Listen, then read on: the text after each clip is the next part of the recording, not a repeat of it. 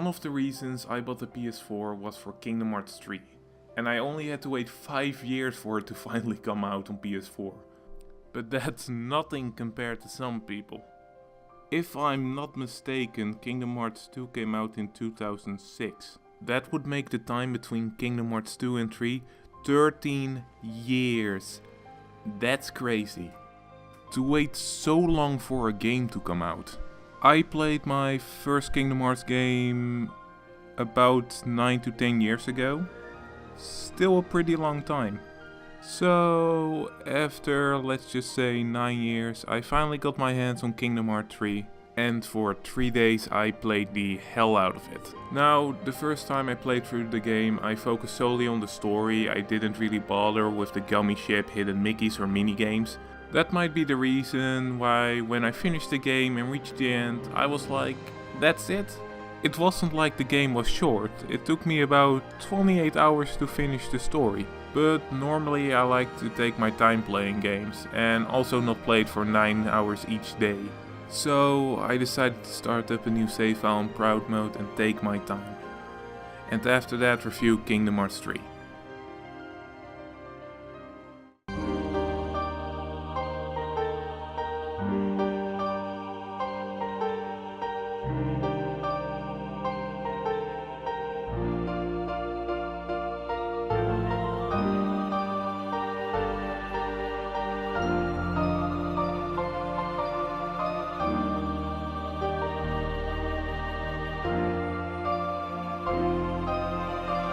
This is going to be one of the hardest things I will ever have to do in my life. Explaining the story of Kingdom Hearts 3. Now, I'm only going to explain the story of Kingdom Hearts 3 because I have neither the patience or time to explain the mess that is the story of Kingdom Hearts. Oh, and spoilers. We start out at the mysterious tower where Yen Sid tells Sora that he lost most of his power after almost being taken over by the darkness during the Mark of Mastery exam, which happened in a past game. To do this, Sora, Donald and Goofy will need to visit several Disney worlds, first of which is Olympus. And that's the last I'm going to talk about the Disney worlds, because they don't really matter all that much in the long run. Organization members do show up in each Disney world, but honestly they don't really do all that much. You don't fight them, at most they just talk to Sora, give him some advice or maybe stalk a Disney princess that doesn't really have that much to do with the plot.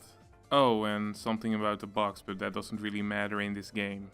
So after Olympus you get a call from Ienzo. He has discovered that 3 other hearts aside from Sora's own reside in his body: Roxas, Ventus and one unknown, but if you have played 358 over 2 days, and yes, that's how you say it, you will know this as Xion. Riku, who has been on his own adventure trying to find Aqua, realizes that the organization is using replicas as a vessel to allow them to stay in the past, and yes, most of them are from the past, it's complicated. After hearing this, Sora has an idea to put Roxas' heart in one of these replicas, giving him his own body. During this time, Heartless Ansem goes to the Realm of Darkness where he kidnaps Ansem and corrupts Aqua, who tried to defend him. But one thing that I want to say is, how did he find both Aqua and not evil Ansem so fast? Riku has been looking for most of the game and he didn't find her. Guess he was just slacking off or something. During this time we also find out Vexen is a double agent and he gives the good guys a replicant body for Roxas to go into. Riku and Mickey finally find Aqua, but she is in a bad mood and doesn't want to go with. Sora shows up after finding Master Ericus' Keyblade on Destiny Island, and he exercises the power of darkness from Aqua, and they all return to the Realm of Light. Now that Aqua is back, she takes Sora, Donald and Goofy to Castle Oblivion to awaken Ventus, but just before Aqua can do her thing, Vanitas, another member of the organization, arrives to claim Ventus for himself. We get to play as Aqua and stop Vanitas with the power of cartwheels. After defeating Vanitas, Aqua wakes up Ventus and he joins the other Keyblade wielders and Donald and Goofy at the Keyblade graveyard for the final battle. And now we arrive at the most confusing part of the story. I'm not really sure what happens, but I will try and explain it anyway. So Sora and Co arrive at the Keyblade graveyard where they see Terra just standing there. The moment Ventus sees Terra, he runs up to him like the special boy he is and he gets killed. Everybody actually dies at this part. When Sora wakes up, he arrives in the last world where we meet a little cat plushie. The name's Chirithy. She helps Sora find a way back to the living. We do the same for everybody else after having to fight the worst boss in the game. After this we go to when only Sora and Riku were left alive, don't really know why, and then we go back to when we arrive at the Keyblade graveyard. The exact same cutscene plays out, except now Lingering Will shows up for some reason, and he saves everybody from Terra Nord. Now, do you get why I'm confused at this part? I have played this game twice and I still have no idea what's going on. So, the way I understand it is after dying, Sora went to the last world where the little cat plushie helped him get back to his body. Afterwards, he does the same for everybody by fighting the Lich boss 7 times. They all time travel back to the point just before dying, but don't remember it. Everything plays out the exact same, but for some reason Lingering Will shows up.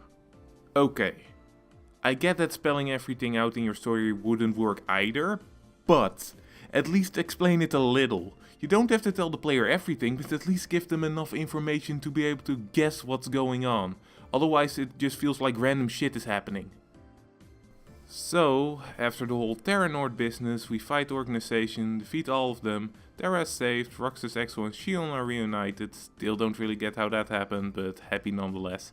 When Xehanort is the only one left, Sora, Donald and Goofy go inside his heart, travel back in time, maybe?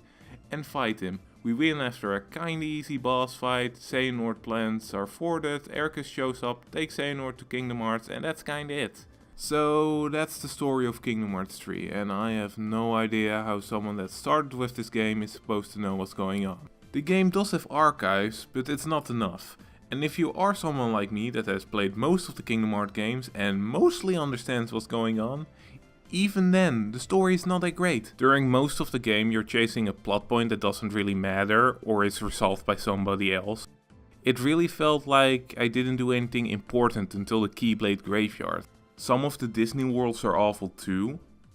The worst ones just retell a summarized version of the movie plot their world is based on, with Sora, Donald and Goofy just being there feeling really out of place. But it wasn't all bad. The way they handled Sora, Donald and Goofy's relationship in the game is alright, and it actually made me feel like they were my friends instead of a bad AI that keeps not healing me, Donald. There were multiple moments in the game that showed Sora, Donald and Goofy were friends that went through a lot together, which they are. And at that moment Donald and Goofy decided to go with Sora to fight Xehanort made me at least feel something. It also really helps that their AI have been improved a lot. It actually felt like they contributed in battle. Also, Aqua, Ventus and Terra's part in the story got a decent amount of time dedicated to it. Unfortunately, some other parts of the story were not so lucky. Damn, I didn't expect to be so negative when I started this review, but the story was terrible. And the more I thought about it, the worse it got. There are some good moments, but they are a drop in the ocean. Okay, let's be more positive. What's next? Fuck.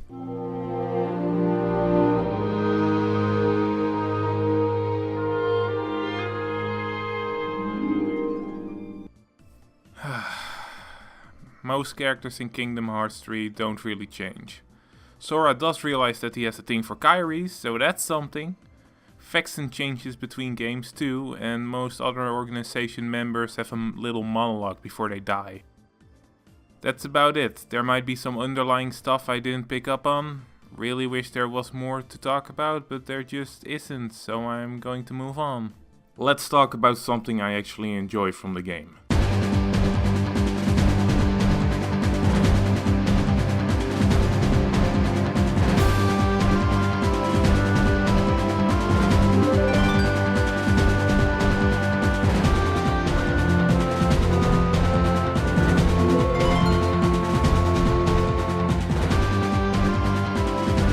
There are a lot of different combat mechanics in Kingdom Hearts 3. Of course you have the basic attack with X, move and press square to roll, and stand still and press square to block. You can also use magic for both healing and offense. Some spells can also be used to put you into athletics flow.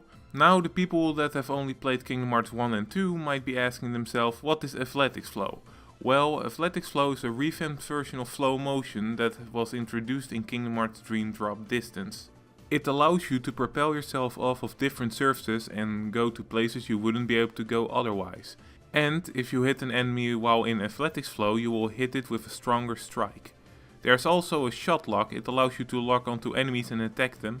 Each Keyblade has a different shot lock, which is nice. They could have just given every Keyblade the same shot lock and nobody would have cared.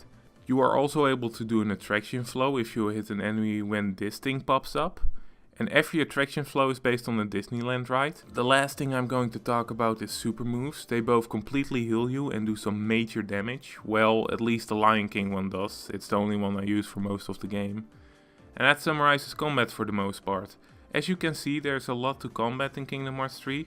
For me it was a little overwhelming in the beginning, but after a bit I got used to it. Because there's so much to do, combat is never really boring. Combat never really gets boring, but on the other hand, when you have multiple commands lined up, it can be difficult to pick the one you actually want to use. It has happened more than once, and when I pick the wrong one, it's super annoying. But combat in Kingdom Hearts has always been a bit clunky, so I didn't really expect it to be different this time. So that's it for most of the combat side of things. There are other things you can do aside from combat, of course, like finding hidden Mickeys or playing minigames. There are a lot of minigames in Kingdom Hearts 3, but all of them suck. There's also a side quest where you have to take pictures of different enemies and places, and while I personally don't find any of these things fun to do, they're all optional, so can't really complain. On my first playthrough I did none of them and went through the game just fine. And even when I had to do all of these things on my second playthrough to get the Ultima Keyblade, it wasn't that bad. I just did everything I could do whenever I finished the world, and that made things a lot easier.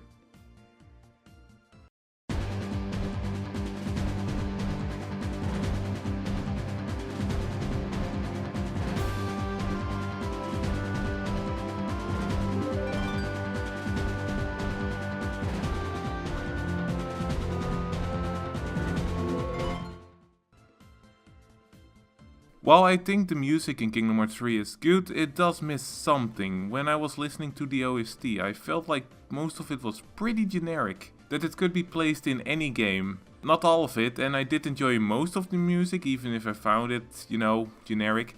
Some stand out for me were the Toy Story Battle music and I can't think of any more. I could look some up, but that would kind of defeat the point, wouldn't it? But even with those, it just lacks a certain oomph. I noticed this when I was listening to the OST of Kingdom Hearts 3 in preparation for this video, and after a while, stuff from other Kingdom Hearts games started popping up, for example Shion's theme, which is my favorite music in Kingdom Hearts, by the way. At first I thought it might be nostalgia. I have been listening to the songs from Kingdom Hearts 1, 2 and all the others for a lot longer, so I started listening to the OST from the game I was playing before Kingdom Hearts 3 and it was the same story. So yeah, while I think Kingdom Hearts 3's music is good, it's not great. So in conclusion, Kingdom Hearts 3 isn't good enough to be worth buying. Its story is all over the place, the characters don't really change, and while the combat is fun, it's not good enough to make up for it. If you're a Kingdom Hearts fan, it might be worth it, otherwise just skip this.